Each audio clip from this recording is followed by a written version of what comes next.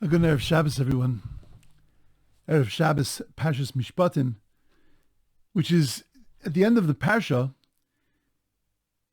is the end of really the story, or the fill-in of the story of Matan Torah. When we tell over the story of Matan Torah, so it's always filled with the words Naaseh and Ishma, that the Jewish people turned to God, and God went to every nation, asked them if they wanted the Torah, and then turned to the Jewish people and said Naaseh and Ishma. But if you look carefully in last week's Parsha, and you look carefully at the beginning of the end of this week's Parsha, it says that we said actually Naaseh. Everything that you say, God, Naaseh, we will do. But it doesn't say those famous words Naaseh and Ishma until after an event happened, until after Moshe Rabbeinu built Matsevos. He built, according to some, 12, what it says in the Torah, but according to others, that it was actually 144. It was 12 for each tribe. And he built these Matsevos. So Matseva is like a tombstone. It's a stone, one stone, a monolithic stone. And then Moshe Rabbeinu made a Mizbeach. And after he made the Mizbeach and he made the Matsevos, then he sacrificed and he sprinkled on the Jewish people. And then it was at that point they said, Naaseh v'nishma. So you have to wonder, what was the event of the making of the Matsevos, the making of these monolithic stones and of the making of the Mizbeach, that now changed it from being Naaseh to Naaseh v'nishma? Why didn't Naaseh v'nishma happen right away? Why didn't they say this great, incredible thing right from the very beginning? But rather they only said it at that point. What took place? What did they see that caused them to say Naaseh v'nishma after the Matseva and the Mizbeach, after both of them were made?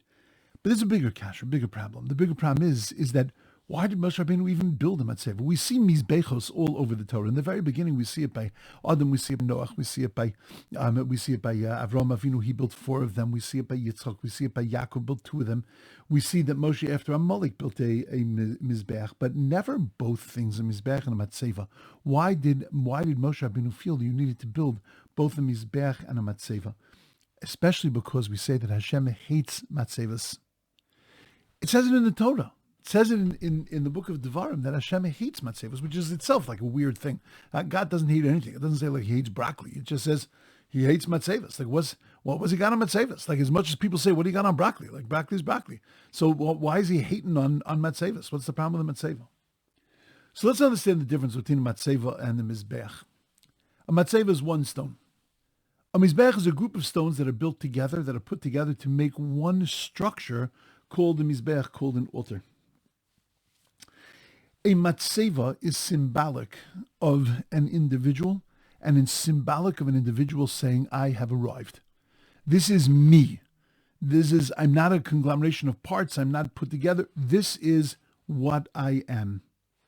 Whereas a mizbeach is really indicative of a community and a communal approach to God, and an approach that says we need to build this. We need to put one next to one, next to one, next to one. It needs to be shaped. It needs to be crafted. It needs to be carefully aligned so that all of its parts comes together. A mizbeach represents struggles in order to be able to make one thing unified. It represents the dynamism of a person, a dynamism of a community, of everybody putting in their kochos, of everybody putting in their strengths and their abilities in order to be able to make the whole, the beautiful whole. When we were standing at our Sinai, we were standing there, ki ish echad b'lev echad, like one person with one heart. We were standing there united. We had become the ultimate mizbeach. The thing that represented us best at that moment was all these stones coming together, all these pieces fitting together to make one very, very beautiful whole. But at the end of the day, it wasn't just about losing your individuality and becoming part of a community. That's the reason why originally, when we were standing and recognized ki ish echad b'lev echad, so we said the words Naaseh, we will do. We're a community. We are an entity that struggled to put itself together. We will Naaseh, we will do together. I'm committing myself to ensure that my friend, my neighbor, my family members, that they will also do. I'm taking upon myself my commitment. I'm taking upon myself the commitment to help them also. And that's what's encapsulated in the word Naaseh. But then HaKadosh Baruch Hu Moshe needed to send them a message that individuality is not dead. And they built matzevas. Matzevas, which represent the individual. Not the struggle to unite, but the end result, the unity that exists, the individual unity inside of every person. And he built 144 of them. Because there are 12 tribes, and within every tribe, there are 12 parts.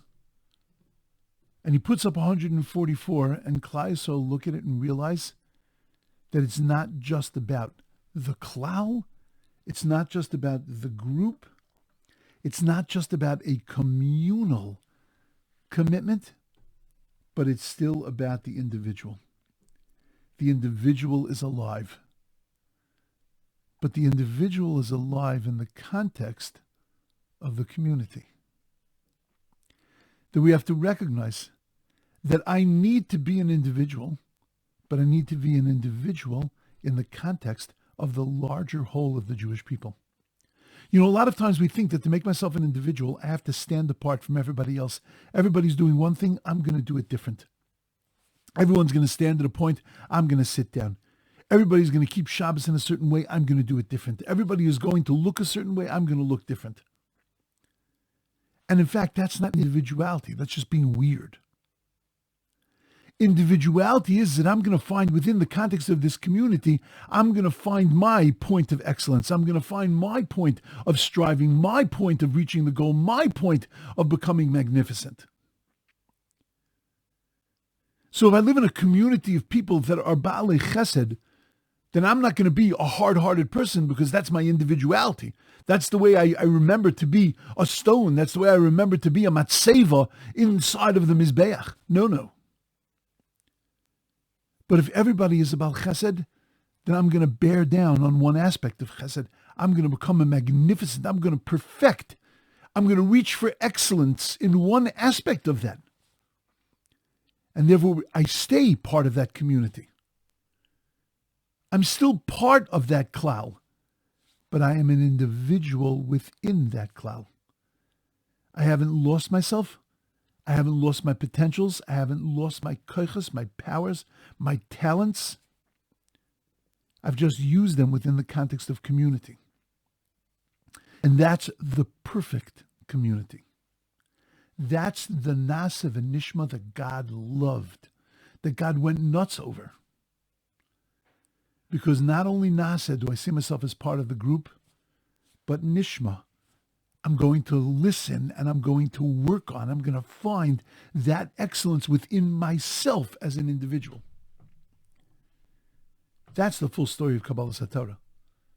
The full story of Kabbalas HaTorah is not merely just saying the words Naaseh v'nishma, and it's not just saying Naaseh, but the full story is that we have an aspect of us that is a matzeva, an aspect that's a mizbeach, an aspect that is individual, an aspect that is communal, and to develop my individuality, I have to do that in the context of community.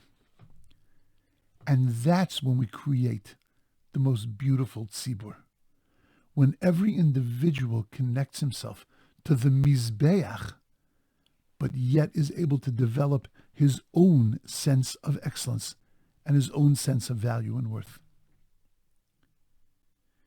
That's why God hates matzevas. Because if all you can see is yourself as an individual and what you've accomplished and what you do, then that's just nothing more than a stone. That's just a marker. To make sure, by the way, that life never becomes that, when we go to visit a grave which is marked by one stone, and that one stone is a matzeva, because that one stone is actually saying, that's it, I'm done, I'm here, this is who I am. There's no striving anymore, this is what it is. We then take individual stones when we go to visit, and we put individual stones on the grave. And every stone that we put on the grave is saying, yes, you might be done, but we're not done taking your kochos and keeping them present in Klal Yisrael and using them to fuse together with other stones to make a mizbeach, to make a pathway in serving Hashem. That's what we have to remember. Naaseh, we're a community.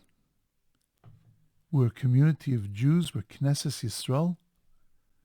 But Nishma, we are individuals. And to become the most beautiful individual, we have to be dynamic and alive within the context of Knesset Yisrael, of this amazing Jewish nation. Everybody should have a beautiful, awesome, wonderful Shabbos. And Shabbos.